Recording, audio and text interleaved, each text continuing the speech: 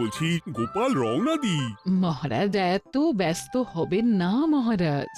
হ্যাঁ হ্যাঁ, তা মহারাজ, আপনাকে দেখে মনে হচ্ছে আপনি রাতে একটু ঘুমোননি।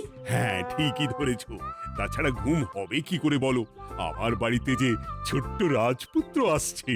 তা অবশ্য ঠিক, সেই কবে থেকে আমাদের নাতিকে দেখার জন্য আমরা বসে আছি। আচ্ছা গোপাল, তুমি এইবারে রওনা দাও, বেশি দেরি করো না, জাহাজ ঢুকবার সময় হয়ে এলো। আপনি কিচ্ছু চিন্তা করবেন না মহারাজ, আমি একদম সযত্নে আপনার নাতি ও বৌমাকে রাজপ্রাসাদে নিয়ে আসব। গোপাল, খুঁজে পেতে কোনো রকম অসুবিধে হবে না। মনে আছে রানীমা? এখন তাহলে আসি।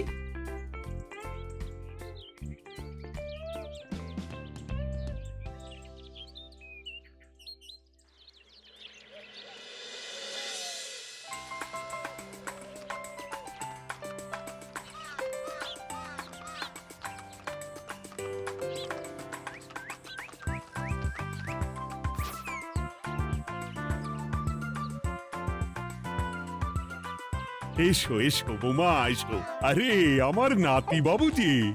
বৌমা, পথে আসতে কোনো কষ্ট হয়নি তো? এইটুকু পথ আসতে কোনো রকম কষ্ট হয়নি মা। গোপাল কাকা এত ভালো যে কি বলবো। যাক যাক, গোপাল তাহলে আরো একবার আমার মান রাখলো।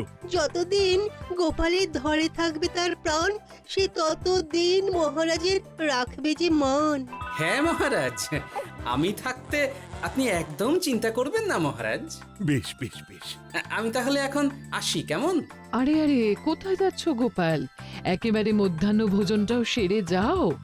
ও, ভোজনের ব্যবস্থা আছে, তাহলে তো থাকতেই হবে।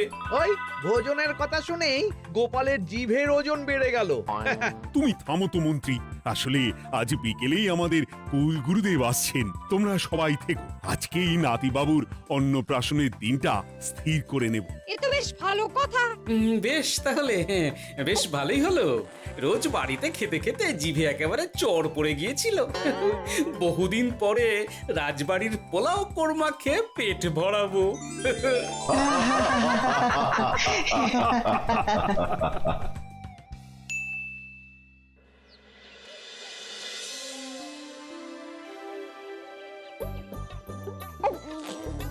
বাহ, তোদের নাতির তো ঢের উন্নতি হবে রে, খুব প্রতিপত্তি হবে, নাম যশ সব হবে, কোনো চিন্তা নেই। গুরুদেব, নাতির শরীর স্বাস্থ্য ভালো থাকবে তো? দেখ, এমনিতে খুব একটা কিছু অসুবিধা তো দেখছি না, তবে হ্যাঁ, সম্প্রতি একটা বড় সড়ো ঝড় বয়ে যাবে দেখা যাচ্ছে। কি সর্বনাশ গুরুদেব, এসব কি বলছেন, কথাটা কি সত্যি? আমি মিথ্যা বলি না, যা দেখলাম, ঈশ্বর আমাকে দিয়ে যা বলালেন তাই বললাম। তাহলে কি হবে গুরুদেব? এই বিপদ এড়াবার কি কোনো উপায় নেই গুরুদেব? ওরে, তোরা আমার পুরো কথাটা শোন, কথার মাঝেই যদি এত প্রশ্ন করতে থাকিস তাহলে আমি কিভাবে আমার কথাটা শেষ করব? হ্যাঁ, ক্ষমা করুন গুরুদেব, আপনি বলুন বলুন। শোন, ওর কপালে ঝড় থাকলেও সে ঝড় ঠিক কেটে যাবে, চিন্তা করিস না, ভগবান আছেন, উনি বিপদ ঠিকই কাটিয়ে দেবেন। যখন বিপদ চরম সীমায় পৌঁছে যায় তখন ঈশ্বর নিজে এসে আমাদের বিপদ মুক্ত করে। সত্যি গুরুদেব, ঈশ্বর নিজে আসেন? হ্যাঁ, নিজে আসেন। জয় গুরুদেবের জয়। গুরুদেব, এইবারে তাহলে আপনি একটা শুভ দিন বলে দিন, নাতিবাবুর অন্নপ্রাশনটা ধুমধাম করে দিতে হবে তো। আজকের পর থেকে ঠিক 3 দিন বাদে একটা খুব ভালো দিন আছে, ওই দিন তাহলে অন্নপ্রাশনের ব্যবস্থা কর। বেশ বেশ, তবে তাই হবে গুরুদেব, তাই হবে। গোপাল, তাহলে সব কিছুর বন্দোবস্ত করা শুরু করো। সে আর বলতে রানীমা, আমি আগামীকাল থেকেই একদম জোর কদমে মাঠে নেমে পড়বো। হ্যাঁ রানীমা, আমি কোনো দায়িত্ব নেব নাকি? না থাক, যদি প্রয়োজন হয় তুমি গোপালকে সাহায্য করো।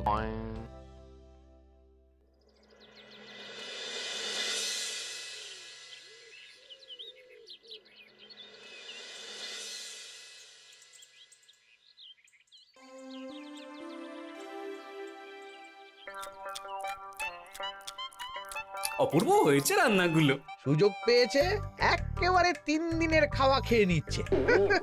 সুযোগ কি কেউ ছাড়ে মন্ত্রী মশাই? এই আপনি বলুন না, যখনই সুযোগ পান কোষাগার থেকে একেবারে থলি ভরে ভরে মোহর সরিয়ে। থাক, মুখ বন্ধ করো, আমার ঘাট হয়েছে বলাটা। তুমি বাবু মন প্রাণ ভরে খাও, কেমন? মহারাজ, এই রকম একটা খুশির দিনেও আপনার মুখে হাসি নেই কেন? আসলে নাতিবাবু তো আর 2-1 দিন পরেই চলে যাবে, সেই কারণেই মনটা বড্ড ভারাক্রান্ত হয়ে রয়েছে। তা তো ঠিকই, আমাদের ছেলেটা আসতে পারলো না, যাও বা নাতি এলো, তাও তো এই কটা দিন কি আনন্দেই না কাটলো। আচ্ছা রানী, আমরা যদি আমাদের কাছে আরো কদিন নাতিবাবুকে রেখে দিই তাহলে কেমন হবে? মানে বৌমাকে তো ফিরতেই হবে, বিদেশে আমাদের খোকার কত কাজ বলো তো। আরে বাবা, বৌমা না হয় ফিরে গেল, নাতিবাবু কদিন আমাদের কাছে থেকে গেলে কি এমন হবে? কিন্তু দেখো না বৌমা, আমাদেরও তো একটু ইচ্ছে হয় নাতিপুতিদের নিয়ে খেলবো, আদর করব, দেখো না। ঠিক আছে ঠিক আছে, আপনাদের কাছে আমার বাবু সোনাকে রাখতে আমার কোনো চিন্তাই নেই। ব্যাস, তাহলে তো মিটেই গেল। মহারাজ, নাতিবাবুকে কদিন এখানেই রেখে দিন, আমরা সবাই আছি, ঠিক কোলে পিঠে করে তাকে সামলে নেব। বাবা বাবা, গোপাল তোমার সব দিকে কান খোলা থাকে তাই না? মহারাজ, আমি হলাম ভাঁড়, তাই মাটির ভাঁড়ের মুখটা যেমন খোলা থাকে তেমন আমার কানটাও সব সময় খোলা থাকে, বুঝলেন?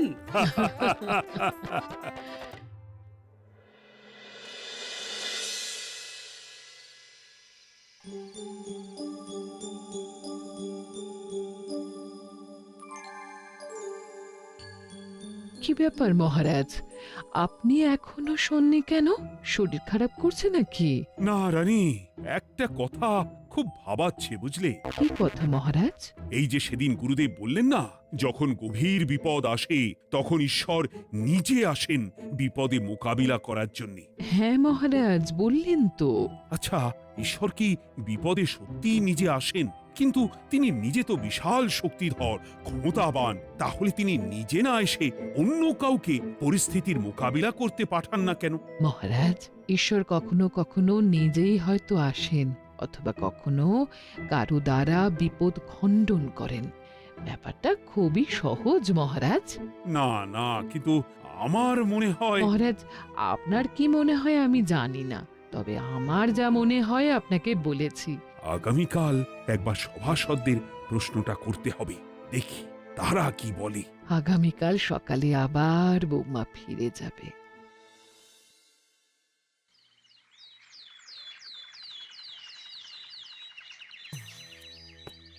আমি তাহলে আসি, আমার সন্তানকে আপনাদের কাছে কদিনের জন্য রেখে গেলাম, ওকে খুব যত্নে সাবধানে রেখে দেবেন, কেমন? তুমি কোনো চিন্তা করো না মা, আমাদের নাতিবাবু একদম দুধে ভাতে থাকবে। কদিন একটু দেশের মাটিটা চিনে নিক, তারপর না হয় আবার বিদেশে পাড়ি দেবে। এই বলো সোনা।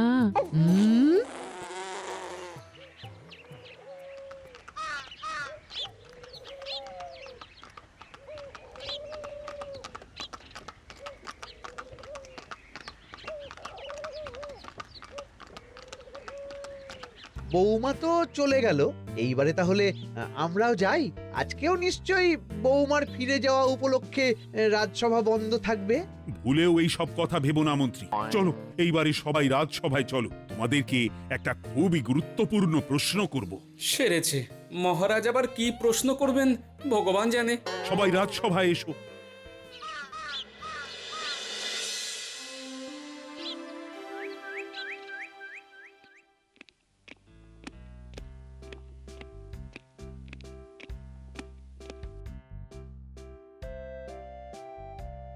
আচ্ছা, তোমরা সকলে বলো তো, ঈশ্বর কি সত্যি বিপদ খণ্ডনে এই ধরাধামে অবতীর্ণ হন? আচ্ছা, তাই যদি হয় তাহলে ঈশ্বর নিজে না এসে তার প্রতিনিধি হিসেবে অন্য কাউকে বিপদ খণ্ডন করতে পাঠান না কেন? হ্যাঁ হ্যাঁ, ঠিকই তো। কেন কেন, ঈশ্বর তো মহাশক্তিধর, উনি চাইলেই যা খুশি তাই করতে পারেন। মহারাজ, আমাদের যেমন ইচ্ছে হলে আমরা খাই দাই ঘুমাই ঘুরে বেড়াই, ঠিক সেই রকম ঈশ্বরেরও ইচ্ছা হয় নিজে নেমে এসে জগতের কল্যাণ করার। না না না, আমি কিন্তু আমার প্রশ্নের যথাযথ উত্তর পেলাম না। এই গোপাল, তুমি কিছু বলো না, একদম মুখে কুলুপ দিয়ে বসে আছো কেন? হ্যাঁ, না মহারাজ, মুখে কুলুপ দিয়ে নেই, আসলে খিদেতে পেটে ছুঁচো দৌড় দিচ্ছে। বেশি কথা বললে খাটনি হবে, আরো খিদে বাড়বে, তাই চুপ করে আছি আর কি। ইস, শুধু খাওয়া আর খাওয়া, সব সময় শুধু খাওয়ার চিন্তা। গোপাল, ছি, লজ্জা করে না? এমন একটা গুরুত্বপূর্ণ সময়ে তুমি আমার প্রশ্নের উত্তর না দিয়ে মনে মনে খাবারের কথা ভাবছো। আসলে মহারাজ, ওই না খেলে যে মাথাটা কাজ করে না, পেটে খিদে মুখে লাজ, এমন করলে তো মগজটাই পুরো ঘেঁটে ঘ হয়ে যাবে মহারাজ। বেটাকে তাড়িয়ে দিন। যাও যাও গোপাল, আমার রাজসভা থেকে এক্ষুনি বিদেয় হও দেখি। যাও যাও, তুমি যাও। যার সব সময় শুধু খাওয়ার চিন্তা, এমন পেটুককে সভায় রেখে আমার কোনো কাজ নেই। কিন্তু মহারাজ, চুপ, একদম চুপ। তুমি যাও গোপাল, যাও। যদি কোনোদিনও উত্তর খুঁজে পাও, তবেই আবার এই সভায় তোমার মুখ দেখিও।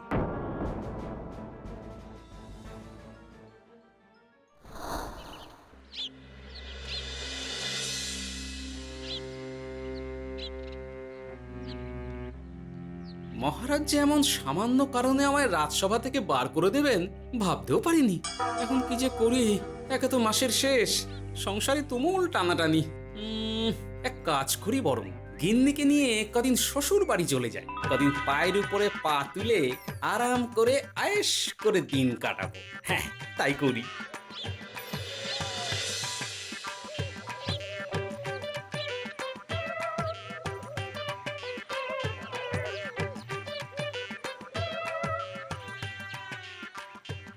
গিন্নি, ও গিন্নি, বলছি কি, ওই শিগগিরই তল্পি তল্পা গুছিয়ে তোমার বাপের বাড়ি চলো। এই কটা দিনের জন্য দুজনে ঘুরে আসি, বুঝলে? কি ব্যাপার? তোমার হঠাৎ করে আমার বাপের বাড়ি যাবার হিড়িক কেন? কিছু মতলব আছে নাকি? আমি না তোমার স্বামী?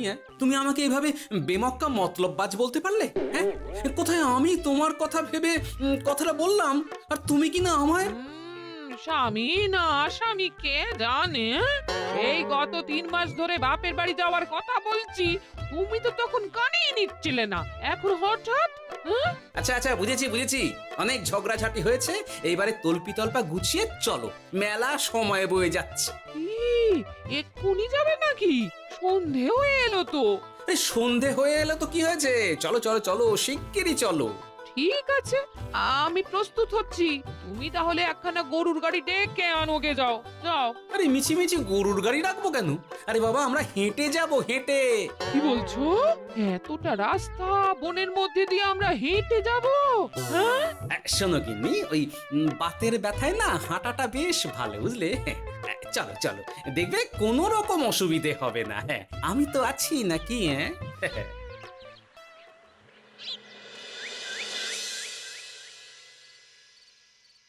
বাবা, হ্যাঁ, বনটা বেশ ঘন। বলি, এই সময়ে এই বনের মধ্যে দিয়ে কেউ হেঁটে যায়? মেলা গজগজ না করে চুপচাপ এসো দেখি। ও মা গো, বাবা গো, বাবা গো, কি লাগাটাই না লাগলো গো। আরে, তোমার থেকে আমার বেশি লেগেছে, যাখানা ধাক্কা মারলে। কি করবো? গিন্নি আমায় ধাক্কা মেরে ফেললো বটে, কিন্তু আজ আমি মহারাজের প্রশ্নের যথাযথ উত্তর পেয়ে গেলাম। বেড়াল ছানাটিকে বাঁচাতে কোনো কিছু না ভেবেই কিভাবে বেড়ালটা ওই বাঘা কুকুরটার দিকে তেড়ে গেল। হ্যাঁ, তার মানে বিপদে পড়লে সন্তানকে বাঁচাতে না, আমাকে এক্ষুনি একবার রাজপ্রাসাদে যেতে হবে, রানীমার সঙ্গে কথা বলতে হবে। আরে আরে আরে আরে, ওদিকে কোথায় চললে গো? ওদিকে তো তোমার শ্বশুর বাড়ি নয়? আরে বাবা, আমার নয়, তোমার শ্বশুর বাড়ির দিকেই আবার যাচ্ছি, বুঝলে? তার মানে আমরা আর যাবো না? না না, পরে যাব, তাড়াতাড়ি এসো দেখিনি। এ কি রে বাবা, লোকটার মাথাটা কি গেছে নাকি? কখন যে কি করছে নিজেরই ঠিক নেই, যত সব।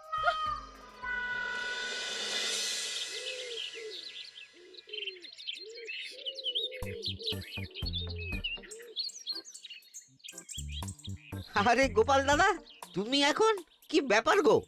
আমি একটু রানিমার সঙ্গে দেখা করতে চাই, খুব দরকার। কিন্তু এখন তো সকলে ঘুমাচ্ছে, তাই আমি তো এখন তোমাকে ঢুকতে দিতে পারবো না। আরে অযথা কথা না বলে পথ ছাড়ো, ভিতরে ঢুকতে দাও। গোপাল দাদা, তুমি এই সময় ওই ঢোকার জন্য অহেতুক জেদ করো না। তাছাড়া আমি যতদূর জানি তোমায় তো মহারাজ তাড়িয়ে দিয়েছিলেন, তাহলে আবার বহাল হব, চিন্তা করো না। দয়া করে এখন ঢুকতে দাও। গোপাল দাদা। আহ পেয়াদা, এই এই কি ব্যাপার? এত হইচই কিসের? কি হয়েছে? রানীমা, আমি আপনার সঙ্গে একটু কথা বলতে চাই, বিশেষ দরকার আছে। এসো এসো, ভেতরে এসো। তাহলে মহারাজকে তোমার পরিকল্পনা মতো বাইরে নিয়ে যেতে পারলেই উনি ওনার প্রশ্নের উপযুক্ত জবাব পেয়ে যাবেন, বলছো? সে ব্যাপারে আপনি 100% নিশ্চিত থাকুন রানীমা। এখন আপনি শুধু আমার পরিকল্পনা অনুযায়ী মহারাজকে নৌকা বিহারে যেতে রাজি করান। তারপর কি হয় সেটা আপনি নিজেই সচক্ষে প্রমাণ পেয়ে যাবেন। তোমার উপরে আমার অগাধ আস্থা গোপাল। ঠিক আছে, তুমি যেমনটা বললে ঠিক ওইভাবেই আমি নৌকা বিহারের ব্যবস্থা করছি।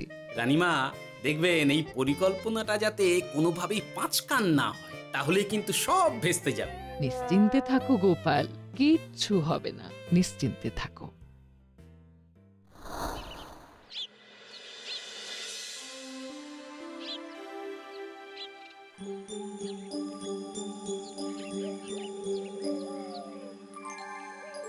মহারাজ আবার বেজার ভোগ করে গেছেন। কি করব, আমি এখনো যে আমার প্রশ্নের উত্তর খুঁজে পাইনি। এইভাবে আপনি আর কতদিন মুখ ভার করে বসে থাকবেন শুনি? কি জানি, কিছুই আর ভালো লাগে না যে। বলছি শুনুন না মহারাজ, নাতিকে নিয়ে চলুন না, আমরা একটু নৌকা বিহারে যাই, তাহলে ওরও ভালো লাগবে আর আপনার মনটাও বেশ অন্যরকম হবে। ঠিক আছে, তাহলে চলো একটু নৌকা বিহার করে আসি।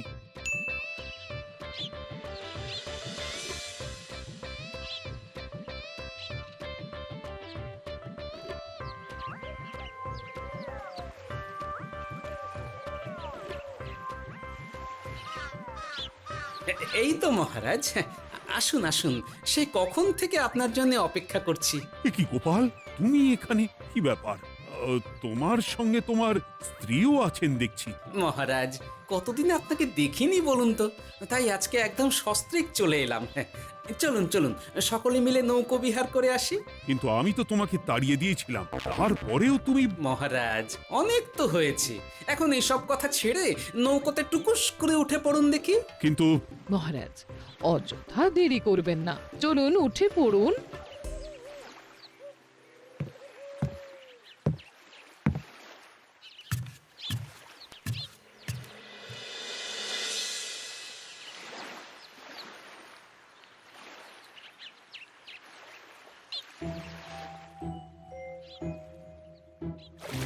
এ কি?